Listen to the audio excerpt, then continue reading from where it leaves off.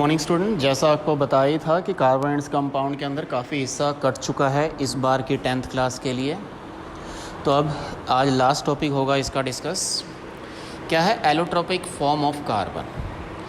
वो कह रहा है phenomena of existence of an element in 2 और मोर फॉर्म्स। कोई एलिमेंट अगर 2 या 2 से ज़्यादा फॉर्म के अंदर एग्जिस्ट करता है, खासियत क्या होनी चाहिए? Which have different physical property but identical chemical property. Same हो केमिकल प्रॉपर्टी और डिफरेंट हो फिजिकल प्रॉपर्टी, उसको बोलते हैं एलोट्रोप्स। और 3 होते हैं एलोट्रोप्स कार्बन के, एक होता है डायमंड, एक होता है ग्रेफाइट एंड फ्लोरेंस। इसका हम यूज़ नहीं करने वाले 10th में, हमने डायमंड और ग्रेफाइट के बारे में देखना है। डायमंड की खासियत ये होती है कि इसमें एक कार्बन 4 अदर कार्बन के साथ जुड़ा रहता है, यानी 3 दूसरों के साथ जुड़ेगा तो टोटल कितने हो गए? 4 हो गए। तो इस वजह से इसका कंप्लीट ऑक्टेट हो जाता है, इसलिए इसको दूसरों की ज़रूरत महसूस नहीं होती।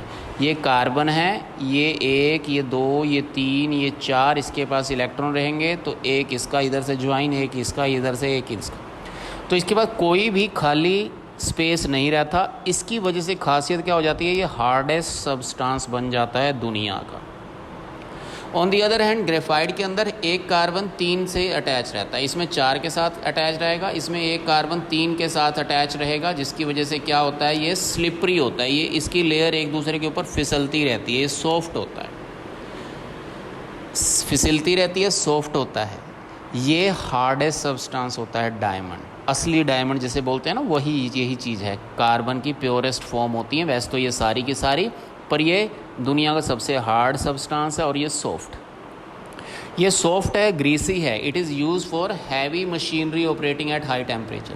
जो बड़ी बड़ी मशीनें गर्म हो जाती हैं, उनको लुब्रिकेशन के लिए इसी ग्रेफाइट का ही यूज़ करवाया जाता है। ये गुड कंडक्टर है हीट और इलेक्ट्रिसिटी का, जबकि डायमंड बैड कंडक्टर होता है इलेक्ट्रिसिटी का, यानी करंट तो इसमें से नहीं पास हो सकता, हाँ हीट इसमें से अच्छी पास हो जाती है।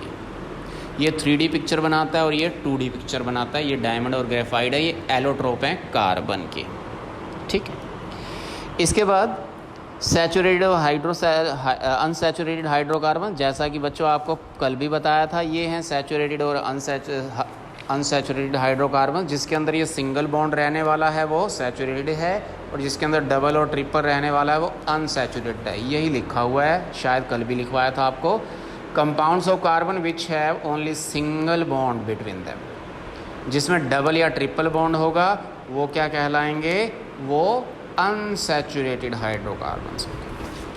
अब इन्हीं से ही बनते हैं, देखिए आप, साइक्लोहेक्सेन। जैसे आपको हेक्सेन का कल बताया था, हेक्सेन का फॉर्मूला होता है, अगर खाली हेक्सेन हो, हेक्सेन होता है C6H14, दुगने से 2 ज़्यादा।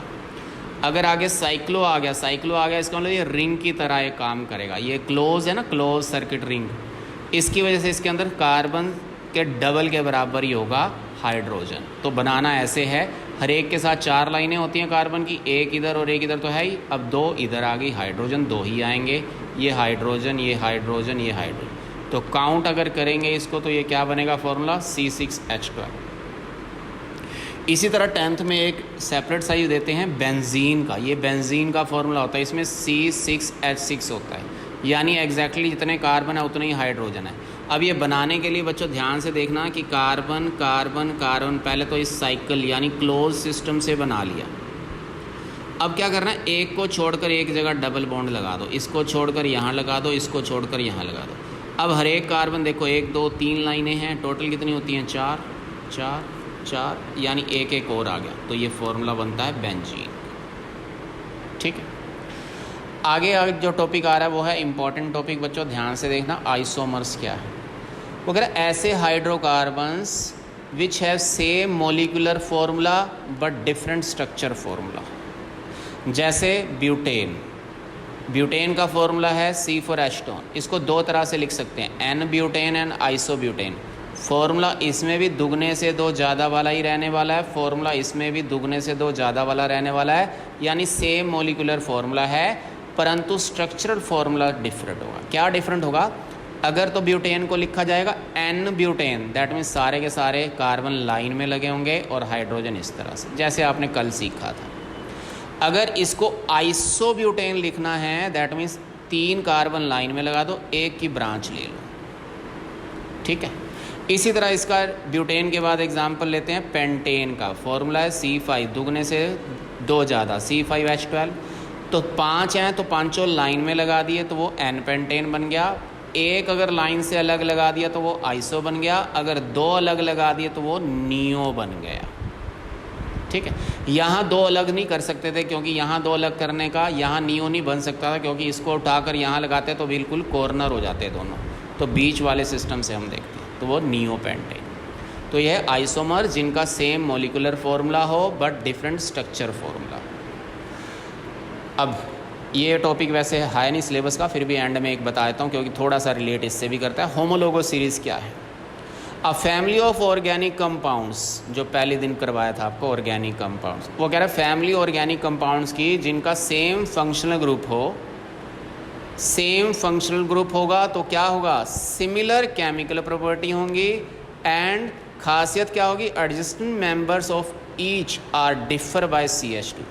हर एक मेंबर के बीच में जो डिफरेंस होगा वो CH2 का होगा। जैसे मीथेन, इथेन, प्रोपेन, ब्यूटेन आप करते हो ना, CH4। अब देखो इसमें एक C बढ़ गया, 2 हाइड्रोजन बढ़ गए, 4 थे 6 हो गए, 1 था 2 हो गए। अगले वाले में 2 के बाद 3 हो गए, 6 के बाद 8, यानी हर एक मेंबर का डिफरेंस CH2 है। या 18 मास। 18 मास का मतलब कैसे?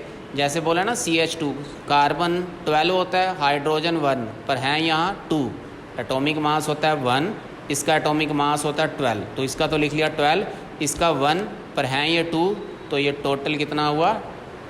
तो हर एक का डिफरेंस CH2 कह लो या 14 कह लो, बात एक ही है। तो ये सारी सीरीज़ के बीच में ऐसा ही डिफरेंस होता है जैसे ये आपको लिखवाए थे कल। इसमें से देख लो, कोई सा भी उठा लो, C2H2 है, एक कार्बन बढ़ गया C3 हो गया और 2 इधर बढ़ गए तो 4 हो गया। तो ये सारी लाइन जो बनेगी ये है होमोलोगो सीरीज़, ये है होमोलोगो सीरीज़। यानी होमोलोगो सीरीज़ क्या होती है? Organic compounds having same functional group, similar chemical property and the each member is differ by CH2 या 14। ठीक है बच्चों, अब हम डेली की रिवीजन करेंगे, ठीक है। नेक्स्ट चैप्टर जो आपका साथ साथ चलेगा, आर इन्वायरमेंट के नोट्स आपको साथ साथ करवाते रहेंगे और उसके साथ साथ अब आपकी रिवीजन चैप्टर भी चलना शुरू हो जाएगा, ठीक है। इसी के ही रिवीजन के क्वेश्चन आपको दूंगा नेक्स्ट पीरियड के अंदर और उसके आंसर की बाद में आपको फॉरवर्ड कर दी जाएगी। वैसे इन्हीं में से ही होने हैं आंसर, तो ट्राई कर लेना आप, ठीक है। साथ साथ आवर इन्वायरमेंट चलेगा, अब साथ साथ इसकी रिवीजन चलेगी। अब सारे चैप्टर जो मैग्नेटिक आना है या हाउ डू ऑर्गेनिज्म रिप्रोड्यूस है या कार्बनेट्स कंपाउंड है, ठीक है। That is all for the day, thank you.